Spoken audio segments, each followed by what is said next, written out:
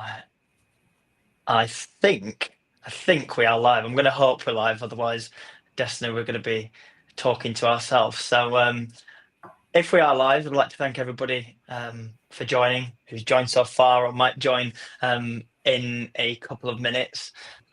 It's 4 p.m. here in the UK, so I think we're going to have some people on maybe in the UK, some people in the US, and across the globe in general. So feel free to pop in the chat where you're dialing in from. We'd love to know. I'm Danny from Thrive, but I am not the main event today. Destiny is joining me. Destiny, do you want to quickly introduce yourself to begin with? Yeah, so my name is Destiny Baker. So I live in Kentucky in the US. I am over all of the training and development for Mammoth Holdings, which is a car wash company. And I handle all of our internal design, the launch, the system, as well as if we send anybody to outside trainings or other events. So I handle all of that for us. Perfect. And thanks again for agreeing to join. I know you've just got back from holiday a few days ago, so I imagine the to-do list is long. So thanks for adding this to the to-do list as well. And we'll have this one ticked off. So I'm excited for this session. We're probably going to try and run it for around 30 minutes, maybe 40 minutes. We'll see how we get on initially.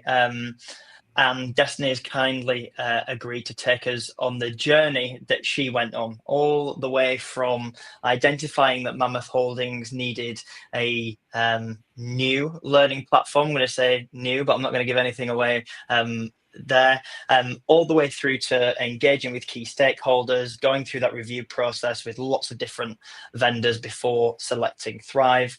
And then also all the way through from launch to where Destiny is now with some incredible engagement stats. And if we've got time, which I'm sure we will, we're going to show you kind of their live environment.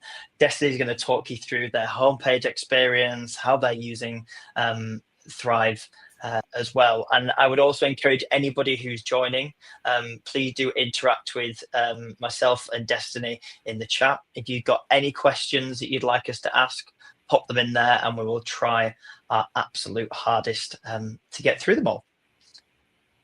We'll jump into it and we'll get started, I think. And Destiny, for anybody who's joining that doesn't or isn't aware of who Mammoth Holdings are, can you give them just a little bit of background?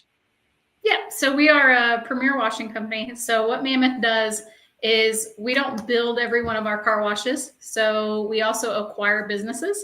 The main thing about Mammoth that sets us apart is when you work with acquisitions, a lot of it ends up being just a takeover, and we don't want to be a takeover. So we actually keep all of the owners, the ones that choose to stay, if they want to stay with us, and we call it the Business Advisory Council. So it gives us a lot of background knowledge and years that it's not just one owner that did one thing. It's a collective group of owners, and all of their collective knowledge in car washing stays together with us.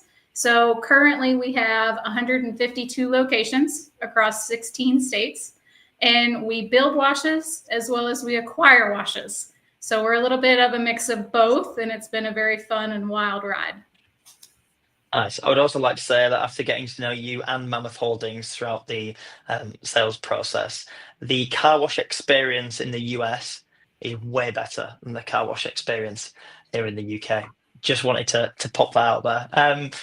I guess starting right from the very beginning, then, in terms of that journey that you went on, Destiny, how did the LMS project come about initially? What did L&D look like across Mammoth Holdings before that? And what were some of the main challenges that you were having that kind of not forced you, but prompted you into going into that process?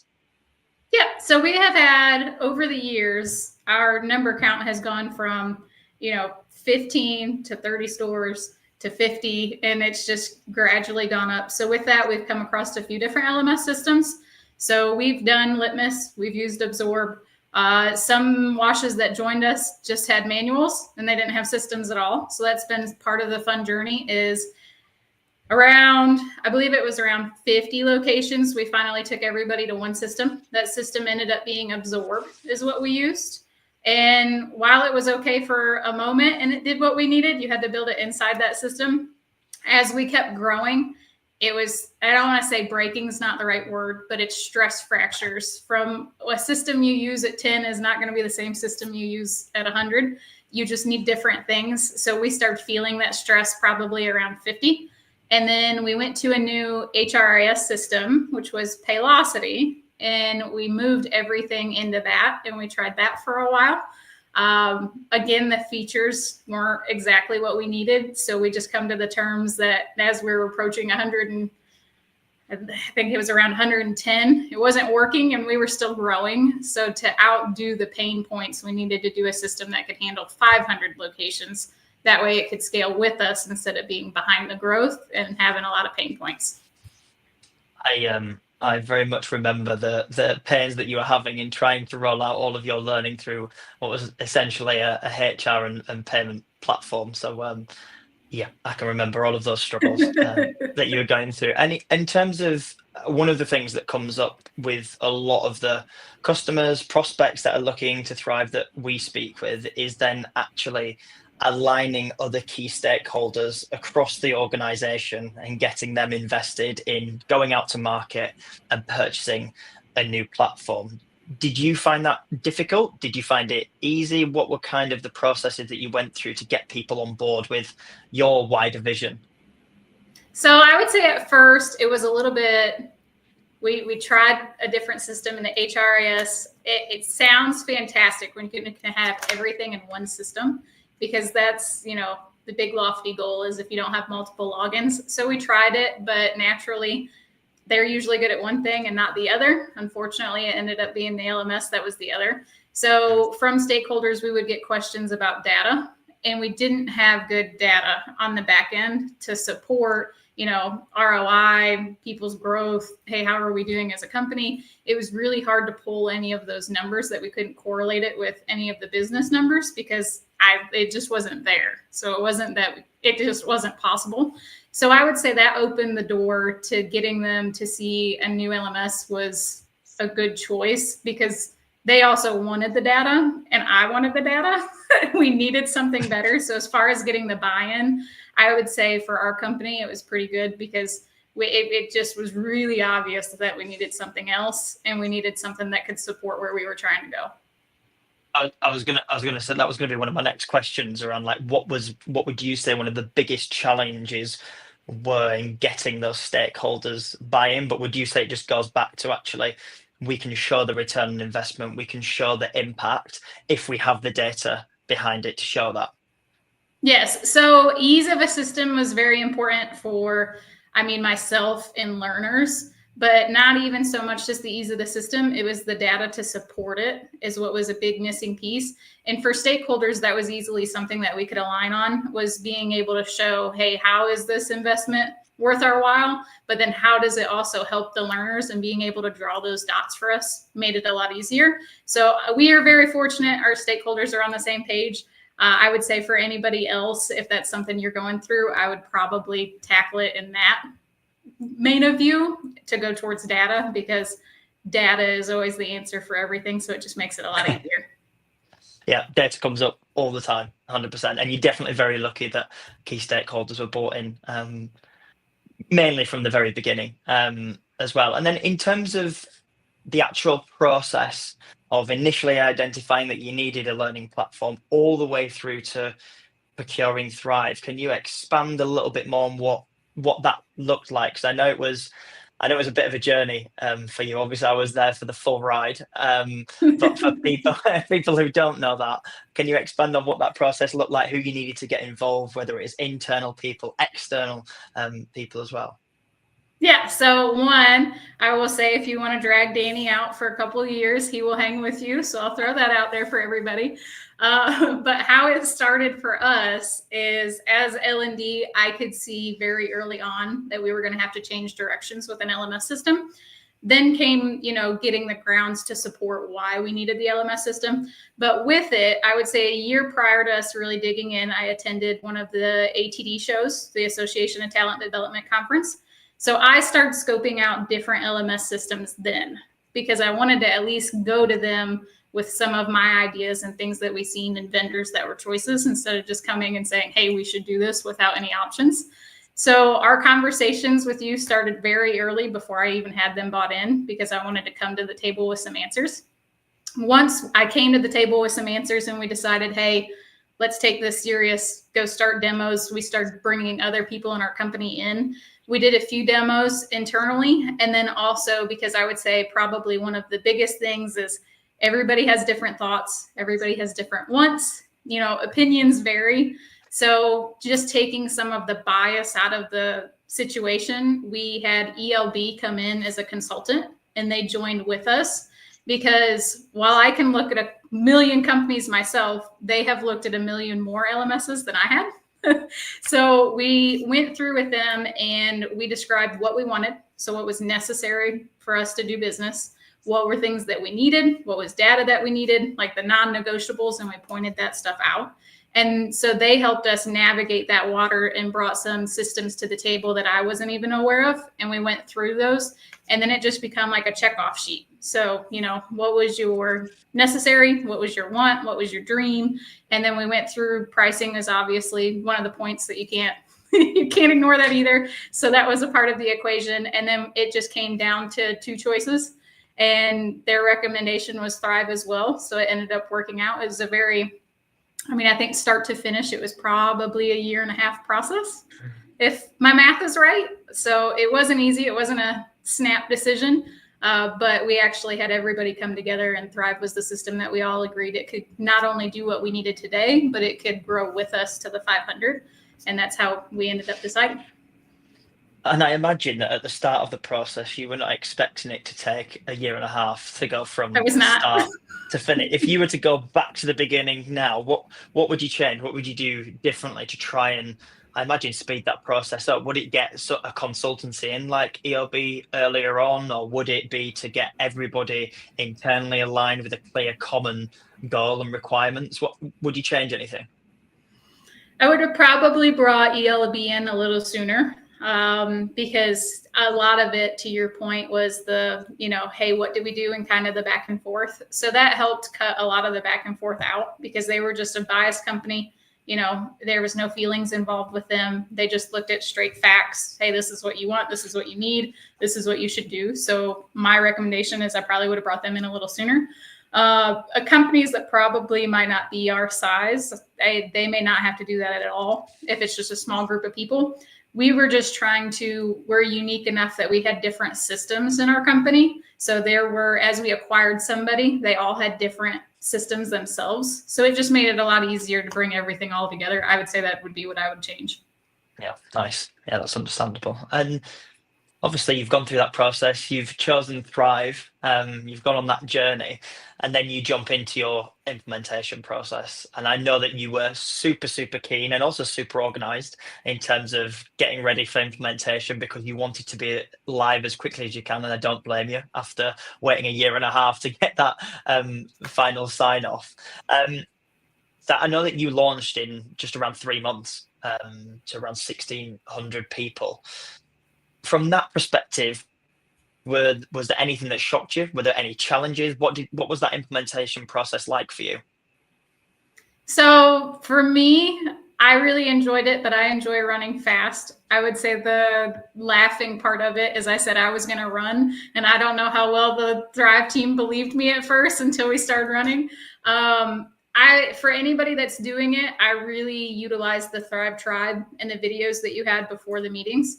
So then it wasn't any lagging of communication of what something meant.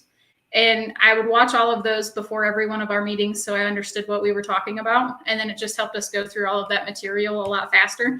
Yes, did it take me a second that I would have to discipline myself to sit down and watch it? Was probably the hardest part of all of that, but it made getting through all of the information a lot easier. Yeah, 100%. There's different workshops. I mean, we work differently with every single client that comes on board with us. So if you say you like running fast, we'll run fast with you. Actually, if you like to walk a little bit, we can walk with you as well. So you definitely took the right approach. Do what works for you. And again, would you change anything throughout that implementation process? Do you think did you definitely want to be live in that 3 months, or in hindsight, would you extend that to 4, 5, maybe 6 months before you went live? No, I was really happy when we launched. Some of the issues that we had, the only thing that I might have changed was we decided to do an API integrations with Paylocity and Thrive. We had some snag issues on that, but it was our end. It was nothing on Thrive's end that I wish that we would have got ahead of that a little faster, but it didn't stop our launch. So we still launched within 3 months because we could manually upload users. But that's the hard part, is it's the manual. But as far as would I change the timeline, I wouldn't. For us, I think 3 months worked, and then our API ended up catching up to the system. So it all worked out good. Yeah, and it clearly worked, because since you've launched to 1,600 users across lots of different brands across the organization in different states, you've seen some incredible engagement stats across the board, whether it's compliance training, whether it's self-directed learning, whether it's just learners being curious and finding the training that they want, all the way through to user-generated content. I know we spoke about this recently, Destiny. Your stats around actual end user generated content are incredible for what's essentially a first platform launched across the entire organization.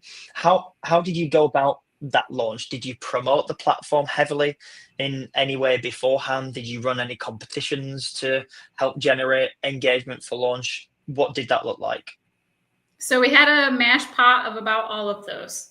So when we were looking at the system, we went ahead and we did 2 teaser videos. So we spaced them out 2 weeks apart.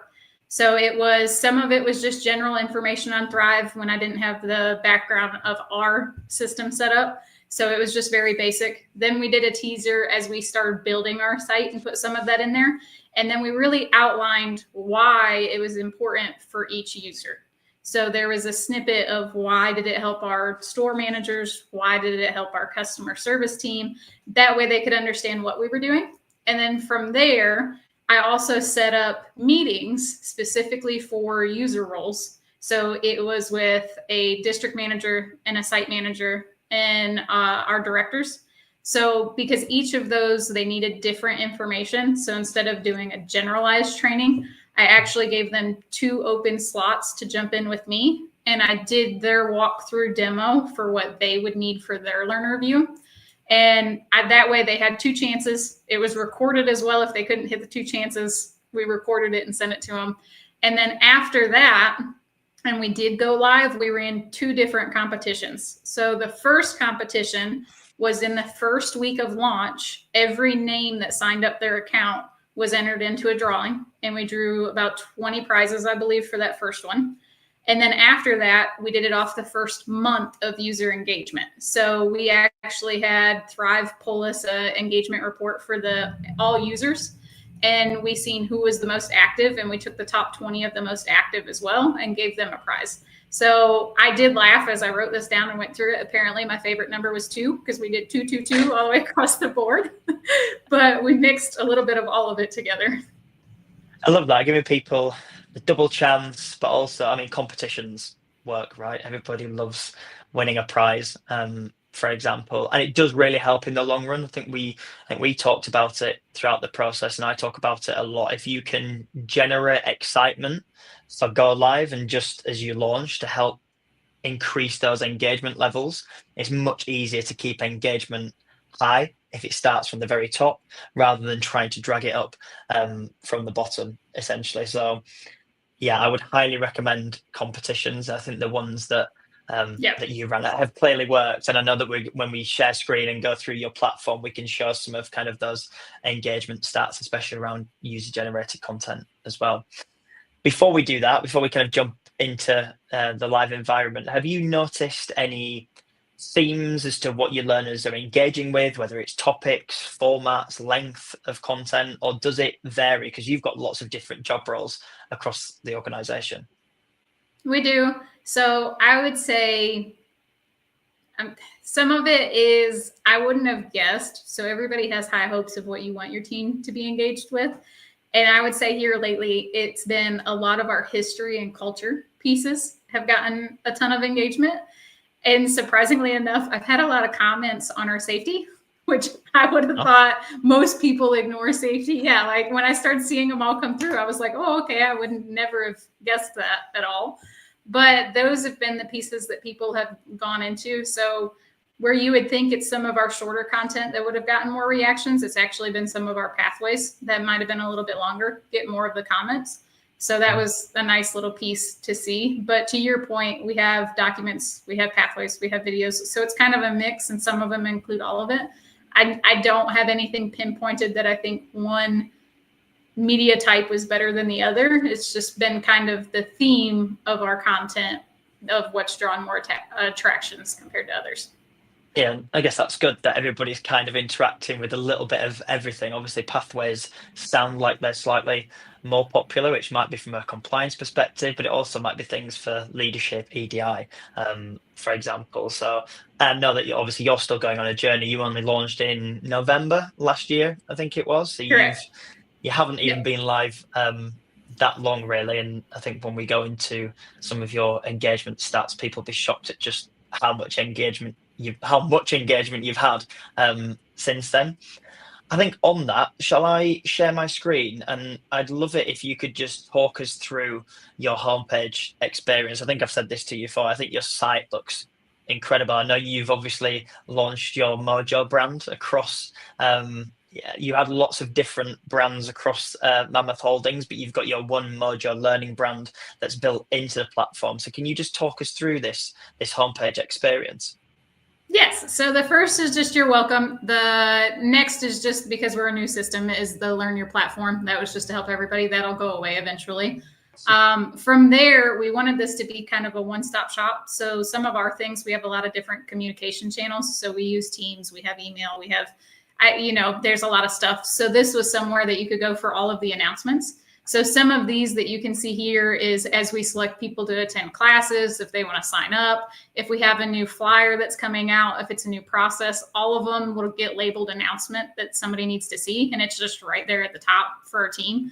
And then from there, it's just what they needed to do, which is the need completed tab. That's specific to the learners. As soon as they get it done, it goes away. And then after that, just to be a little fun and kind of set it up as a social feel was the what's new. So they can see, hey, is there something in here that's been added that they don't know about? It could be something simple to me, but I don't know what's important for them. So they have the choice to be able to see, hey, does it benefit them? And then after that is our events tab, which I would say for us is something that's gotten a lot of attraction because we host a lot of internal summits. We also send people outside to conferences. We send them to maintenance courses. And a lot of the communication around that was kind of hodgepodge. So this was somewhere that every team member can see what's coming. And I would say that was probably our biggest engagement when we launched, just personally. And then the last part is just something they might like. So based on a lot of the content they interact with, again, it's that social feel and bringing it back to them. And it'll just give them recommendations on something that they think that they might like. Love that. And I imagine that this homepage is different slightly based on job role, how long they've been with the organization, all that kind of thing. Yep.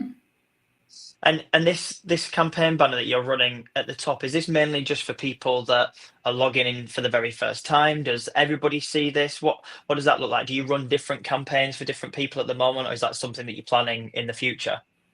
So right now, this is just our basic campaign. So it's the welcome for anybody coming on board. So the campaign feature is actually something I put on hold when we launched. It's something that we will dig into this year really heavily. But that was kind of our 3-month window. Hey, what do we focus on? Campaigns did not take the top of the ladder for us. So currently, this banner would just be your welcome banner for everybody that joins. But then we are going to start developing it more this year. Perfect. And then I know that you're happy for me to jump into a little bit more of the dashboard side, especially around this kind of content engagement dashboard. Because like we say, you've had this is just in the last 30 days, you've had over 35,000 views of content. And when you put that into perspective across 1,600 people, that's a lot of views. You've got lots of likes, you've got people sharing content across the platform, you've got people commenting on content on the system. So really enabling that social collaborative element of the system as well. And I guess this is what you touched on previously, where you can actually start to see what formats and different modalities of content are your learners actually preferring and what are they engaging with, and does this kind of data destiny, does this really help you structure your content strategy moving forward in terms of what you want to bring into the system? It does. It's shown me a little bit more of what our end users are wanting. So to the point of everybody really wants engagement for an LMS platform.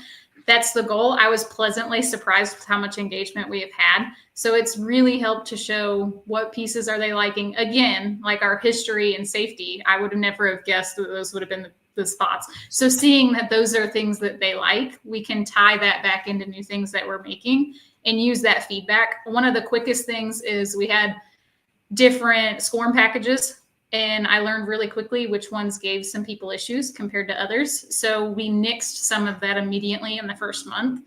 And this was one of the easiest ways to show it, actually, because the comments and things, it got flagged and you could catch the trend very easily. So it just helped it be much faster on a turnaround for the end users. Love that. And then the final thing I just wanted to show is this user generated content element. I think we spoke about this previously. There hasn't really been a huge push on or forcing or encouraging your learners to or end users to post content, but just in the last 30 days 72% of the engagement has come from content that your end users have uploaded. Do you think there's a reason behind that? Because like you said, I know you haven't pushed it much at all. I don't know if it's a reason. I would say the biggest thing for us, in full transparency, is we had a lot of gaps with like sharing something or getting everybody on the same page. So this has been a very streamlined way that something can be shared, and it's the same for everybody now. So it's not a couple people in different systems. Everybody's in the same system. So I would just say from a gut instinct that that's what it is, because it's just really easy to put something in there and then it's live. Yeah, I love that. We're huge advocates of user-generated content at Thrive. We know that it gets high levels of engagement. So the fact that you're getting that quite naturally is a really good place to start from. I'll stop sharing now, I promise, before I start showing any data that I'm potentially not meant to show on a session like this. We've got a few other things just to run through. We're almost at 30 minutes. So if there's any kind of questions from anybody in the chat that wants to ask away, and we can try and answer those. But I guess one of the next things that I'm intrigued to hear about is kind of whether you've started to utilize the platform from a communications perspective yet or not, or whether that's something in your plans moving forward. So we're in the works of it. So that is the announcement tab is the beginning of that. So I'm currently still seeing if we post something in Teams compared to if we post it inside Thrive, looking at the back analytics of it and seeing, hey, what's the engagement and what views are we getting? Because the push would be to try and put things more there, because I do think all team members see more of Thrive than we do in Teams, because not all team members are in Teams or even the HR side of the announcements. So we've started to play with it. It isn't flushed out in the final endpoint for communications. Right now, it's still kind of sprinkled against all of them. But that is the goal. Same with the campaigns. Our goal will be any push that we have. So for seasonal marketing, for internal promotions, start putting that stuff there so everybody can see it, instead of focusing on a manager got it from this meeting in a Teams chat or this thing and they have to put it to the team. It's just blanketed across everybody. So I would love to say that's done now. It's not, but that's where we're going. And do you have a lot of people using the app at all? Because I imagine communication via the app will be key as well. Do people who are in your car washes use the Thrive app right now? So the app is actually our majority. So the only people that would likely get on the web-based with laptops and computers is a lot of our management team. But the majority of our team, when we launched, we gave a cheat sheet, and it was the QR codes for Androids and iPhones. And that's the majority of how our learners are using it, is on the app. Nice. Yeah, I love the app. We're just updating the app as well at the moment to be in line with the new UI and UX that is coming out of Destiny. So I think that's going to really help with engagement across people in the car wash, or just people generally using the app as well. Final couple of things. In terms of what you're most excited about with the Thrive platform moving forward, whether it's in our roadmap, whether it's just a piece of functionality that you haven't switched on just yet, what would that be?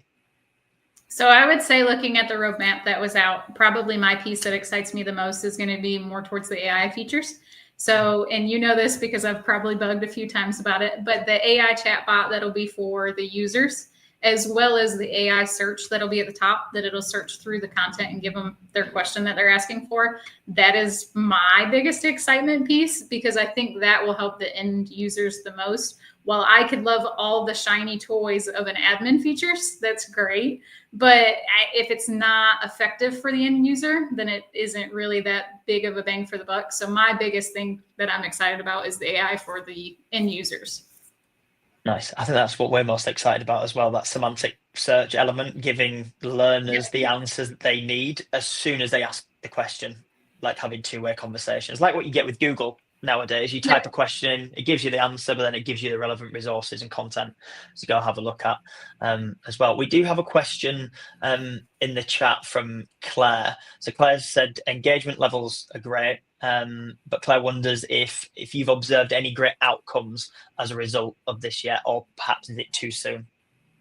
So some of it might be a little soon. I can say what we've noticed so far is I do a lot of flyers that I will put in other channels too. So an example of this is we just updated our whole intro career path courses, and our API was finished as well. So I just did a quick flyer and posted that in Teams and the announcements. And I could see a spike of the engagement of looking at it, where maybe that month before it was down a little bit. So I would say for an admin, that's probably my ticket to keep engagement high, but I haven't got to play with it a ton. That's just been one of the examples that I've seen that did have an impact.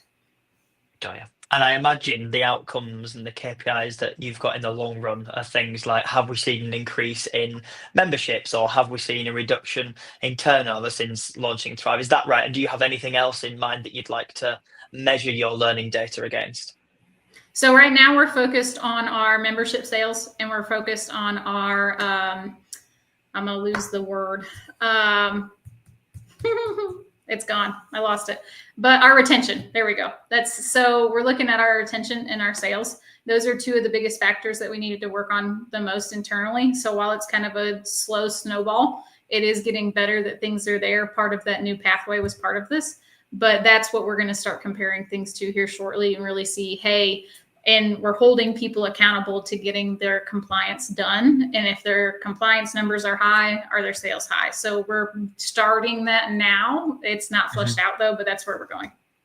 I'm excited to see the results of that when she get to it. And last couple of questions from my side before we kind of wrap up, unless there's any other questions that come through in the chat. You mentioned what you're most excited about with the Thrive platform in terms of L&D in general, and this might be the same, it might be something to do with AI. I don't know what you're going to say here, but in terms of what you're most excited about in L&D in general, what is that and how are you planning on approaching it? So for me in L&D, I think the background tech side is going to be the AI features coming in. But as far as the L&D professional side of what do I get excited about and what am I striving for is the fulfillment of our team members. So my big thing for me personally is being able to give a platform or an approach that they can take somewhere else. So it's a self-fulfillment for them. An example of that, what I mean is like getting our system accredited to be able to have where they can take to a resume and go with them. So it's not just some company's training that I did for them and it's so specific that they can't take it anywhere. For L&D, that's my big push. And what I'm using Thrive for is the actual accredited background and like, hey, here's our system, here's our quiz, here's our support structure. This is an actual like based thing that they would be able to take this with them outside of us. I absolutely love that. I had no idea what you're going to say there, but I think what you've said kind of hits the nail on the head when it comes to driving engagement into the platform. Because if a learner can see that they're going to get something out of it, whether it's progression within Mammoth Holdings or whether it's something like you say that they can take and put on their CV or resume in the future, it's going to really help drive them back into the platform moving forward as well. So I love what you mentioned there. And then the final thing, so if anybody's got a question, put it in the chat because we're going to end after this one, is if you could give one tip to another L&D professional, whether it's on this LinkedIn Live or outside of this, when it comes to driving learner engagement, you've kind of touched on it a little bit there, across their organizations, what would it be? I would say figure out the necessities first. I think it's really easy to get distracted by shiny toys. There's a lot of features. So figure out your necessity. What do you need? What will help you succeed by the most basic of features? Once that's set up, then you can start layering the fun things. And the fun things have been some of our engagement features to be able to show people like, hey, this is what's coming. Because if you do something all at once, it's very, very overwhelming. So we did things at a basic level just to succeed. And then it started being like sprinkles of things that it's not so new for Thrive, but for us, it's new. And we can be like, hey, this new thing's coming. Look at it. And they're like, oh, this is good, because they have their level set of what they can work on. And they're like, oh, this is great. This can help. And that's a very good like stair stepping. We've already done that twice so far, and we're going to keep doing it. We have a plan for the rest of the year. So I would say that would be my best piece of advice, as well as to L&D professionals. I would say your own self-fulfillment is very important. LMS systems are fun, but if you don't have your own continued education that keeps you excited, it's really hard to excite somebody else when you're not excited about what you're doing. Nice. I think you feel like you've given some very practical tips throughout this LinkedIn Live, and I'm sure everybody who joined found it useful and is hopefully going to take something away from this. I think if there's no other questions, Destiny, firstly, I'd like to thank you for your time, because I know how busy you are, especially when you've just come back from holiday. So thanks for joining and sharing your experience and the journey that you've been on. I know it was a little bit of a ride to begin with, and we're only just getting started from a Thrive perspective. But if there are no other questions in the chat, I think we'll call it there. And thanks to everybody who joined. It's always a pleasure. Thanks for having me, Danny.